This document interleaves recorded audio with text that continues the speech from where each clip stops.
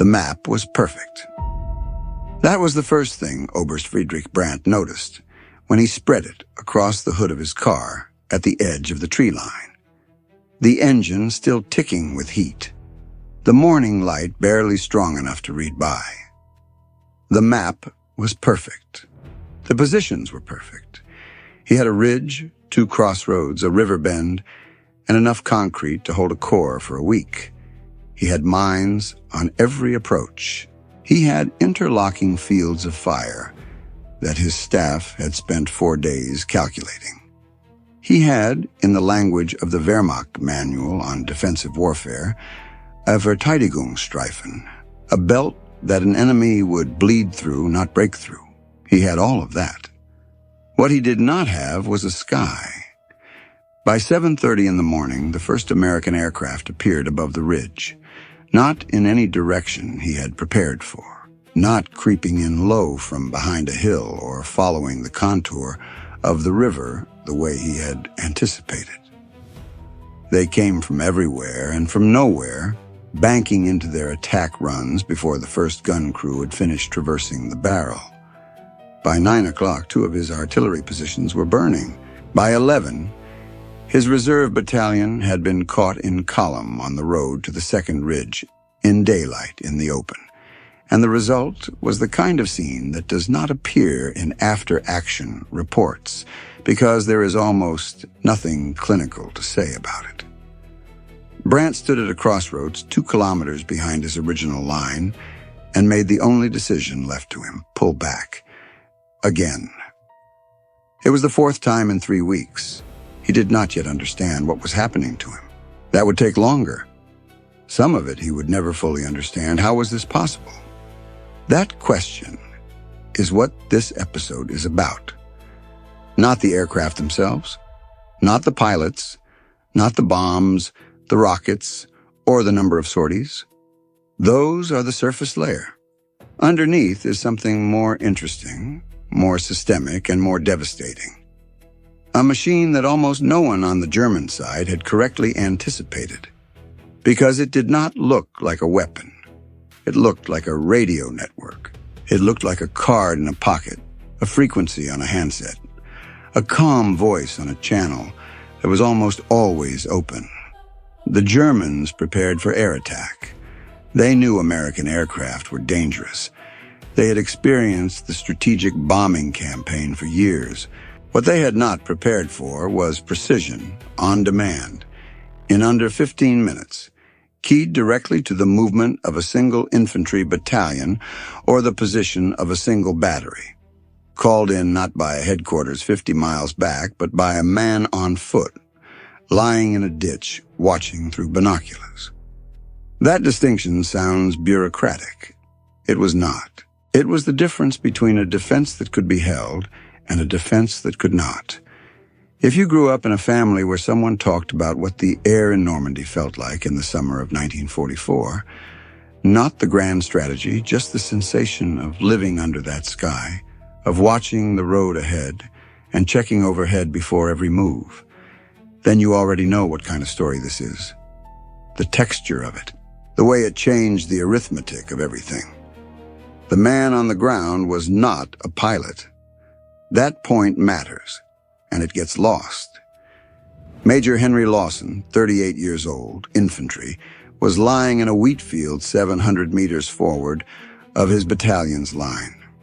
He had been there since before dawn. He had a pair of binoculars, a marked map, a greased pencil, and a radio handset with a frequency card taped to the stock. The card listed a set of channels. One of them connected him to an aircraft that was, at that precise moment, orbiting in a wide circle at 8,000 feet, burning fuel, waiting. The aircraft was a P-47 Thunderbolt. The pilot had been airborne for 40 minutes. He had not been sent to any particular target. He had been sent to a sector, a patch of French countryside roughly 15 miles on a side, with instructions to stay on the frequency and wait for someone like Lawson to call. This is what the Germans had failed to anticipate. Not the aircraft, the wait. The concept was called cab rank. a name borrowed from a British usage, from the image of taxis queuing at a rank, engines idling, waiting for a fare. The aircraft did not need a target before they launched. They launched, they flew to the sector, and then they orbited. On the ground, controllers like Lawson, called Armored Air Support Party members or attached to what the Army Air Forces called tactical air control parties, would watch the battlefield with their binoculars, identify a target, and call it in. Coordinates, target type, recommended approach direction, any obstacles. The pilot would acknowledge, roll in, and deliver, from call to impact, somewhere between 8 and 12 minutes in an ideal exchange, rarely more than 15. Lawson called it in at 7:43. The target was a battery of 88mm guns positioned behind a stone farmhouse on the reverse slope of the ridge. The guns were invisible from the road. They were not invisible from Lawson's position in the wheat, where the angle gave him a partial line of sight on the muzzle flash. He had been watching them for 22 minutes. He had the coordinates, the orientation, and an approach vector that would come in from the northwest, low over the wood, pulling up before the anti-aircraft guns that he had also identified, positioned in the orchard 200 meters to the south. He gave all of that information in under 90 seconds. The P-47 pilot read it back. Lawson confirmed. The pilot was already banking. 4 minutes and 30 seconds later, the farmhouse was gone. Not suppressed. Not obscured by smoke. Gone. The structure and the battery behind it, the ammunition in the adjacent barn, and the communications wire that ran from the observation post on the ridge, which had been calling adjustments to that battery for 3 days. All of it gone in a single pass. Lawson crawled back from the wheat. He marked his map. He called the next target. What the Germans had assumed, what their entire defensive doctrine was built around, was that air and ground operated on separate timelines. This was not an unreasonable assumption. It had been true everywhere they had fought until this point. In Russia, German commanders knew that Soviet air support was slow to respond, poorly integrated with ground operations, and frequently late or misdirected. In North Africa, even Allied coordination had been rough in the early stages, with aircraft often arriving long after the tactical situation had changed. The model that German commanders internalized, over 4 years of war on multiple fronts, was that aircraft were useful for shaping the battlefield before and after engagement, for interdiction, for logistic strikes, for preparation. But that in the tactical window, in the moment when a battalion commander was making his decision, the sky was not a factor to plan around. Hold your positions, camouflage your vehicles, move at night, dig in before dawn. An enemy aircraft might see you and report it, and an hour from now, or 4 hours from now, there might be a response. In the meantime, defend. That doctrine was built for a different opponent. What the 19th Tactical Air Command had created under General Elwood Quesada was something German field doctrine had no category for. A ground-air integration so tight that the tactical and the air timelines were effectively the same timeline. Quesada had started this work in Tunisia and refined it through Sicily. By the time his aircraft were over Normandy, the system had been tested, revised, and baked into the habits of every controller, on the ground, and every pilot in the sector. The key was the radio, not the radio itself. The Germans had radios, but the architecture around it. The forward air controllers were trained alongside the pilots. They knew the aircraft's capabilities, its ordnance loadout, its minimum safe distance, its approach and pullout patterns. They spoke a shared technical language. When Lawson called in that farmhouse battery, he did not give a written report that traveled up a chain and then back down. He called a pilot who was already airborne, already in the sector, already looking at the same piece of Earth Lawson was describing. The friction of that exchange was close to zero. Quesada had also done something that German planners would have found institutionally strange. He moved his command post. He co-located with the ground headquarters. His staff sat next to the Army staff. When General Omar Bradley's situation map changed, Quesada's pilots changed with it. The boundary between air and ground had been not erased, but narrowed to a single radio frequency and a man lying in a field with a grease pencil. The Germans were building defenses against the air war of 1942. By the summer of 1944, they were inside a different system entirely. The German records from this period have a quality that is unusual for official military documents. They are confused, not strategically.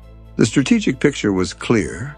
German formations were being pushed back, the front was deteriorating, the materiel balance was irreversible. Those conclusions appear throughout. What is unusual is the tactical confusion, the persistent inability of experienced commanders to articulate what exactly was breaking their prepared positions. Post-war interrogations of captured officers produced accounts that return again and again to the same bewilderment. The response time was too short. The aircraft always seemed to be waiting. There was never a window between a position being identified and a position being struck. One German division commander, interrogated in the autumn of 1944, described the experience of watching one of his mortar teams be destroyed 40 minutes after occupying a new position. He had moved them at night into a concealed location he believed had not been sighted. He could not explain how they had been found so quickly. He assumed, incorrectly, that there must have been a ground observer very close, within a few hundred meters of the position, because the response had come too fast to have originated anywhere else. He was half right. There was a ground observer, but that observer was not close. He was over a kilometer away, in a field, with a frequency card taped to his handset. The mortar team had made one identifiable mistake. A crew member had driven a vehicle to the position after dawn, leaving a track mark on the soft ground near the access path. Lawson had seen the track from his binoculars, watched for activity for 12 minutes, and called it in when he was certain. From observation to impact, 11 minutes and 40 seconds. The German commander never learned this. He spent the rest of his war believing that his positions were being infiltrated by forward observers at extremely close range and adjusting his security perimeters accordingly. His adjustments made no difference. The observer was always somewhere else. This is the thing about a system that the enemy has misidentified. Every response they build is a response to the wrong problem. They reinforce the perimeter against a close observer who is not there. They add anti-aircraft guns at the position where the aircraft came from last time. But the next strike comes from a different direction. They move their vehicles at night, which helps, but the controllers are on frequency before dawn, and the first vehicle that moves in daylight is already being watched. Brandt, by his third retreat, had begun writing at the end of his daily situation reports, "Keine verlässliche Verteidigungsposition bei Tageslicht möglich." No reliable defensive position possible in daylight. He was right. He just did not know why. I want to pause here and say something that the official accounts tend to smooth over. This is the uncomfortable part. What the American tactical air system had built was not just a more efficient kill chain. It was a comprehensive denial of the concept of a safe position. A German soldier who occupied a defensive post in Normandy or in the Bocage or along the Siegfried approaches was not in a position that might be attacked. He was in a position that, if it could be seen, would be attacked, and that it could be seen was a near certainty. And that it would be attacked within the hour was also a near certainty. That is not the same as living under artillery fire, where there are patterns, intervals, and predictable rhythms that soldiers adapt to. This was unceasing and periodic. It had no pattern that could be learned. It did not care whether you were an artillery battery or a supply truck or a group of engineers repairing a bridge.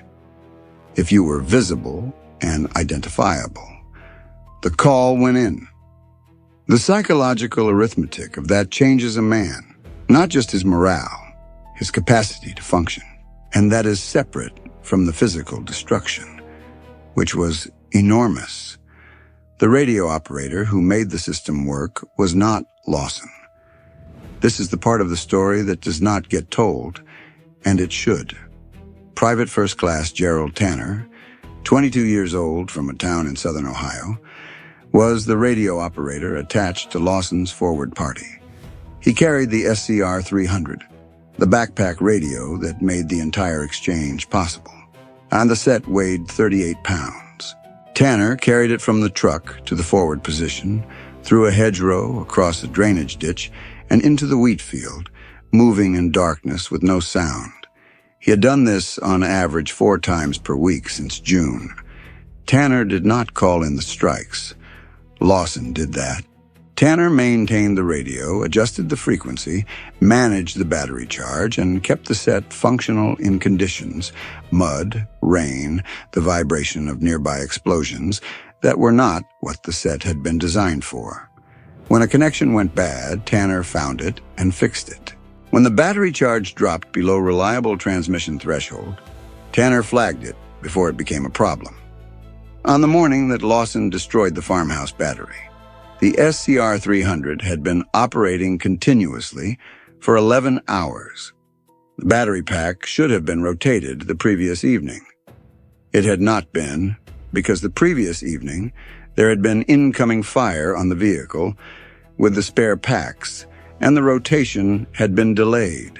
Tanner had been managing the power draw for 6 hours, switching off the receiver during periods when Lawson was not actively watching a target, to preserve enough charge for transmission. He did not tell Lawson that the battery was marginal until the farmhouse call was complete. He judged correctly that the information about the battery was less important than the transmission. He made that judgment without consulting anyone. He made it because he understood, with the granularity that comes from spending weeks in a wheat field with a 38-pound radio on your back, what the system needed at each moment. The doctrine did not tell him to do that. The doctrine said, rotate your batteries on schedule. Tanner was one of hundreds of men like him, distributed across the front, keeping the machine running not because the manual said to, but because they understood, at bone level, what happened when it stopped. There was a moment in late July, north of St. Lo, when the machine almost did stop. The operation was Operation Cobra, the American breakout attempt from the Normandy pocket. The plan called for a massive aerial bombardment along a narrow corridor, followed by a ground assault through the cratered zone before German forces could recover. It was the kind of plan that looked clean on a map and almost always becomes something else on the ground. The first problem was the bombers. The heavy bombers, assigned to the initial carpet bombing phase, released early on 2 successive days, putting bombs on American troops waiting at the line of departure. The casualties were serious. General Leslie McNair, one of the most senior American officers in the theater, was killed.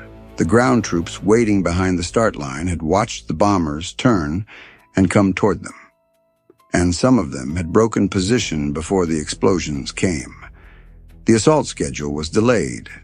The German line, which the bombing was supposed to have silenced, still had men in it. Lawson's battalion was in the second wave. They crossed the line of departure behind what had been described to them as a destroyed defensive position. The position was not destroyed. There were Germans alive in the rubble with weapons, and there were Germans who had retreated to the second line who were now beginning to recover.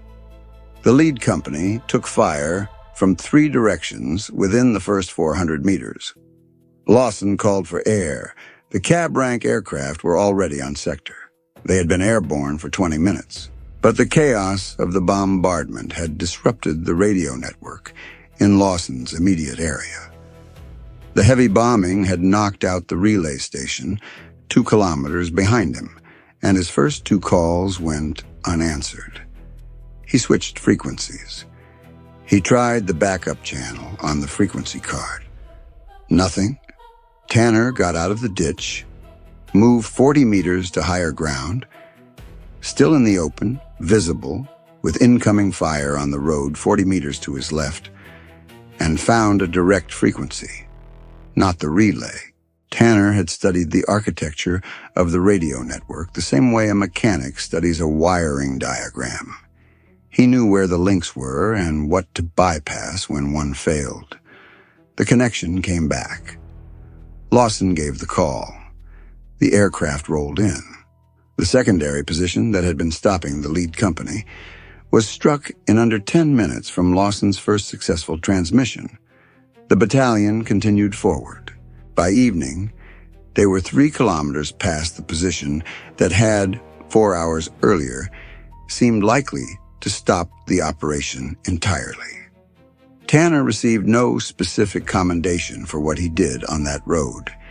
His name appears in the unit history in a list of personnel, nothing more. The operation appears in the history books as a tactical success.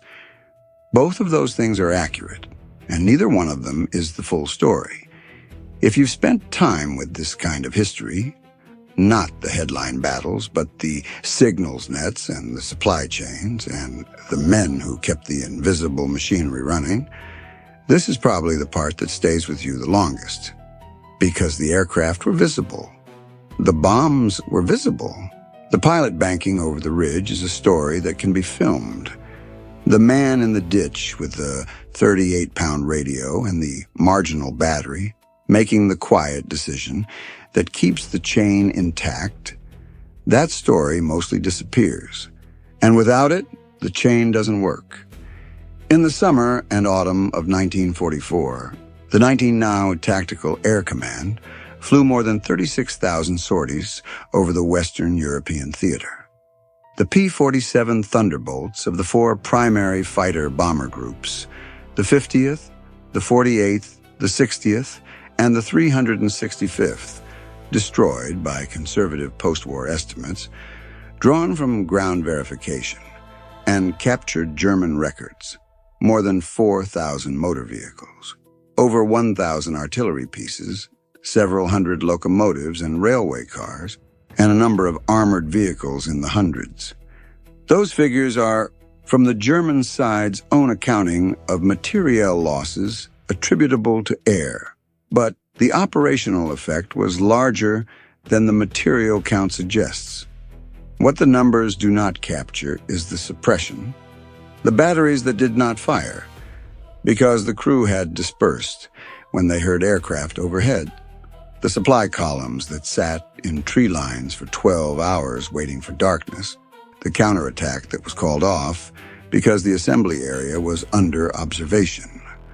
The German 7th Army's own logistics staff estimated in a document captured in the autumn of 1944 that their daylight resupply capacity across the entire front in Normandy had been reduced to something close to 20% of what doctrine required.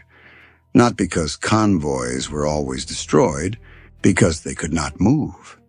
The perfect defense that Brandt had built on his ridge needed food, ammunition, fuel, and medical evacuation. It needed wire, telephone cable, replacement personnel, and vehicles. All of those things moved by road. All of those roads were visible. All of them were watched. His defense was a structure that had been cut off from everything that kept a structure alive. It looked solid from the map. On the map, it was impregnable. On the ground, it was already dying by the time he finished laying it out. The popular version of American air superiority in 1944 is about numbers: more aircraft, more bombs, more fuel, more production, and the numbers are real. The imbalance in production was decisive at the strategic level. No one argues with that. But the numbers account for what was available. They do not account for how effectively what was available was used. The German Luftwaffe had thousands of fighters available in 1943 and was not winning its air war. The Royal Air Force had controlled the sky over Britain in 1940 with less than what the Luftwaffe had brought against it. Numbers explain the scale. They do not explain the mechanism. The mechanism over Normandy was not the P-47's firepower. It was the radio network, the co-location of air and ground headquarters, the training that gave controllers and pilots a shared language, and the decision, made by Quesada, resisted by parts of the Air Force's establishment, and ultimately vindicated by the record, to put aircraft on cab rank rather than planning every mission from a desk 200 miles away. That decision was institutionally uncomfortable. It gave the ground commander effective authority over air assets that the air forces considered their own. It required a degree of trust between Army and Army Air Forces that had not always existed. It required pilots to fly without a specific brief target, which felt to some of them like inefficiency. It required controllers to operate in forward positions that were, not infrequently, under direct fire. None of those things were built into doctrine before the war. They were built into doctrine by the war itself, by men like Quesada, who were willing to tear up the peacetime manual when the peacetime manual stopped being correct. The irony is almost cruel. German commanders spent months writing reports about the catastrophic effectiveness of American air support, attributing it to numbers, to material advantage, to luck, to anything except the organizational and cultural architecture that was actually responsible. They were looking for a weapon when the weapon was a method. And methods are almost invisible until they are already inside your defenses. There is a photograph in the National Archives from the summer of 1944. It is an aerial reconnaissance image taken from altitude, showing a road in Normandy. On the road there are vehicles, German vehicles, a supply column caught in the open. The image was taken before a strike. There is no smoke yet, no crater, no evidence of what is about to happen. The column is moving. The drivers are presumably looking at the road ahead, checking the map, thinking about their destination. They do not know that someone is already watching them. They do not know that the frequency card is already out, the coordinates are already being read, and the aircraft is already banking. That photograph is the whole story, not the explosion that follows, not the crater, not the damaged vehicles that appear in the next image in the sequence. The photograph before, the one where the column is still moving, still unaware, still inside the assumption that movement is possible in daylight, that the sky is a neutral element, that the plan they have is still a plan.